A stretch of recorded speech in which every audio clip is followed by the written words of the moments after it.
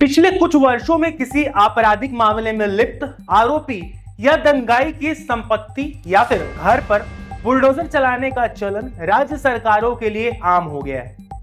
उत्तर प्रदेश से शुरू हुआ यह चलन पूरे देश में धीरे धीरे एक मिसाल बनता चला गया और देश भर की राज्य सरकारें किसी बड़े मामले में लिप्त अपराधी की संपत्ति पर बुलडोजर चलाने लगी। इस तरह की कार्रवाई ज्यादातर बलात्कार और दंगा जैसे अपराध में लिप्त पाए जाने वाले अपराधियों के खिलाफ किया जा रहा है। बुलडोजर की कार्रवाई को लेकर उत्तर प्रदेश की योगी सरकार पिछले दिनों इस कदर चर्चे में रही कि प्रदेश के मुख्यमंत्री को बुलडोजर बाबा के नाम से बुलाया जाने लगा। लेकिन देश की शीर्ष अदालत ने इस तरह की कार्रवाई पर सख्त ऐतराज जताया है। एक याचिका की सुनवाई के दौरान माननीय शीर्ष अदालत ने यह कहा है कि आखिर किसी का घर केवल इसलिए कैसे गिराया जा सकता है क्योंकि वह आरोपी है। नमस्कार, मैं मृत्युंजय आपका एक बार फिर से स्वागत करता हूं अपने चैनल एम टॉकिंग पर। पिछले दिनों चुनाव प्रचार के दौरान योगी आदित्यनाथ का एक वीडियो काफी वायरल हुआ था, जिसमें वह अपनी चुनावी सभा में खड़े बुलडोजर को देखकर काफी खुश हो रहे थे।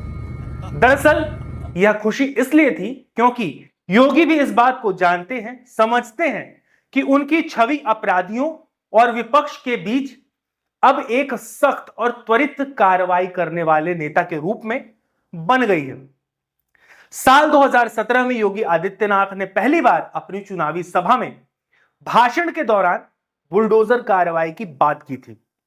इसके बाद साल 2020 तक विकास दुबे जैसे कई अपराधियों के साथ राजनेता, बाहुबली और गैंगस्टर मुख्तार अंसारी और अतीक अहमद की संपत्ति को बुलडोजर का उपयोग करके ध्वस्त कर दिया गया।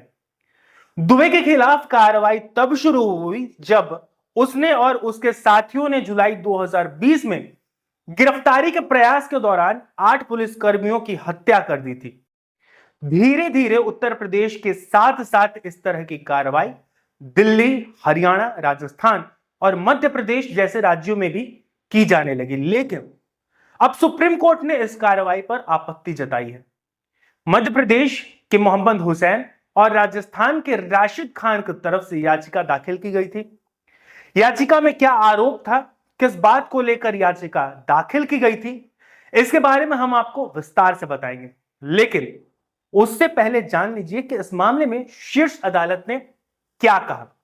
इस मामले में जस्टिस बी.आर. गवई और जस्टिस के.वी. विश्वनाथन की बेंच ने सुनवाई करते हुए केंद्र से सवाल पूछा कि कोई आरोपी है, केवल इसी ग्राउंड पर उसके घर और संपत्ति पर बुलडोजर कैसे चलाया जा सकता है।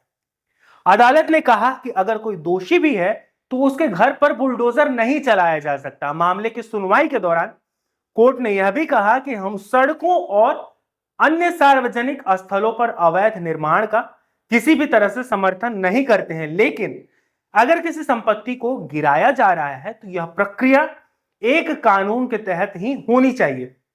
Justice B R. गवई ने इस दौरान कहा कि सिर्फ इसलिए कि कोई आरोपी है उसका घर नहीं तोड़ा जा सकता है। यहां तक कि किसी को सजा भी होती है तो कानूनी प्रक्रिया का पालन किए बिना घर नहीं तोड़ा जा सकता।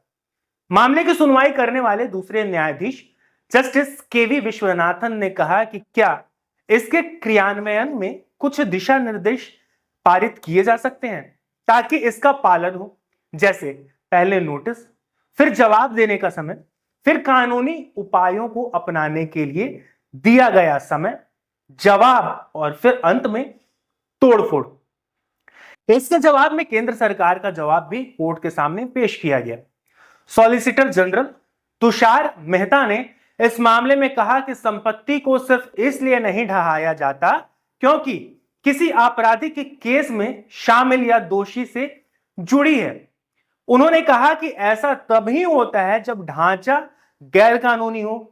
तुषार मेहता ने कहा कि अदालत के सामने गलत ढंग से याचिकाकर्ता मामले को रख रहे हैं। नियमों का पालन करते हुए कार्रवाई की गई है। नोटिस पहले जारी की गई, ये लोग पेश नहीं हुए। आपको बता दें कि कोर्ट ने मामले को सुनवाई के योग्य मानते हुए सुनवाई की अगली तारीख 17 सितंबर को तय की है। साथ ही कोर्ट ने कहा है कि जो भी दिशा निर्देश तय किया जाएगा वह पैन इंडिया स्तर पर किया जाएगा ताकि राज्य सरकार की मनमानी न चले। यह तो थी कोर्ट में हुई सुनवाई की जानकारी। अब यह भी जान लेते हैं कि मामला कोर्ट तक कैसे पहुंचा। दरअसल जमीयत उलेमा-ए हिंद ने एक याचिका दाखिल कर सरकारों द्वारा आरोपियों के घरों पर मनमाने ढंग से बुलडोजर चलाने पर रोक लगाने की मांग की है। याचिका में उत्तर प्रदेश, मध्य प्रदेश और राजस्थान में हाल में हुई बुलडोजर कार्रवाइयों का हवाला देते हुए अल्पसंख्यक समुदाय को निशाना बनाए जाने का आरोप लगाया गया है। याचिका में बुलडोजर जस्टिस की प्रवृत्ति पर रोक लगाने के लिए सुप्रीम कोर्ट से शीघ्र सुनवाई की अपील की गई थी।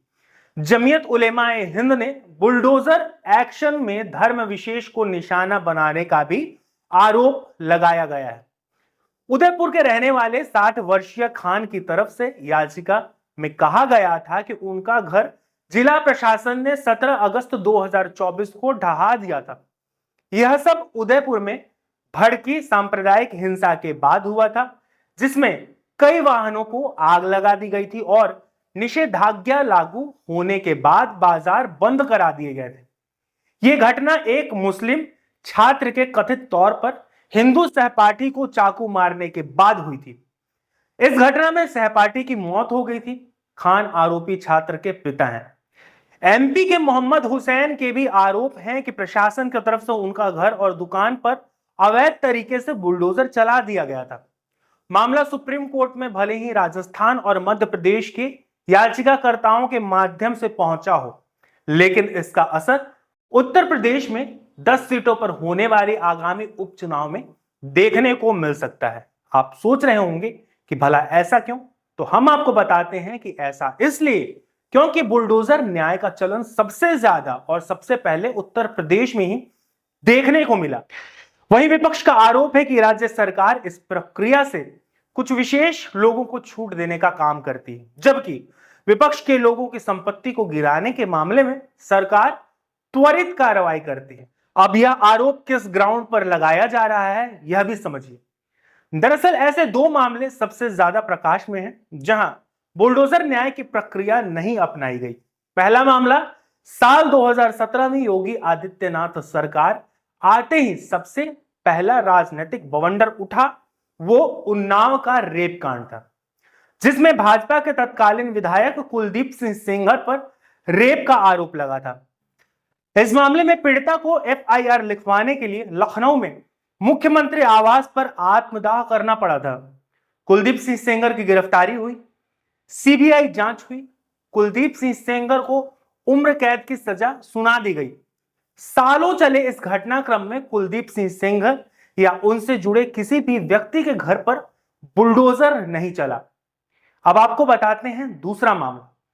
बीते साल नवंबर 2023 में बीएचयू के आईआईटी कैंपस में छात्रा के साथ गन पॉइंट पर बीजेपी की आईटी सेल से जुड़े 3 लड़कों ने छेड़खानी की और वीडियो बनाकर धमकाया। छात्रों ने कई दिन तक प्रदर्शन किया। जब बीएचयू जैसे संस्थान में महिलाओं की सुरक्षा पर सवाल खड़े होने लगे तो तीनों आरोपियों कुणाल पांडे, अभिषेक चौहान और सक्षम पटेल को गिरफ्तार कर जेल भेज दिया गया। आरोपियों की गिरफ्तारी हुई और बीजेपी नेताओं से कनेक्शन की तस्वीरें भी सामने आने लगी, लेकिन यहां भी किसी आरोपी के घर पर बुलडोजर एक्शन देखने को नहीं मिला। वर्तमान में 2 आरोपी कुणाल पांडे और अभिषेक चौहान की हाईकोर्ट इलाहाबाद से जमानत हो चुकी है। सक्षम पटेल की जमानत पर सितंबर महीने में सुनवाई होगी। बहरहाल बुलडोजर न्याय का मामला सुप्रीम कोर्ट में है। 17 सितंबर को इस मामले में होने वाली सुनवाई भी काफी दिलचस्प हो सकती है, क्योंकि कोर्ट ने साफ तौर पर कहा है कि हम जो भी रूपरेखा तैयार करेंगे, जो भी फैसला सुनाएंगे, उसे अखिल भारत स्तर पर लागू किया जाएगा। तो दोस्तों, आज के लिए बस इतना ही। जाते जाते एक बार फिर से आपसे वही बात दोहराएंगे कि अगर आप अभी तक हमारे साथ नहीं जुड़े हैं तो यह काम तुरंत करें और हमारे इस चैनल को सब्सक्राइब करें। अब मुझे यानी मृत्युंजय को दीजिए इजाजत। जाते जाते आप सबको मेरा नमस्कार।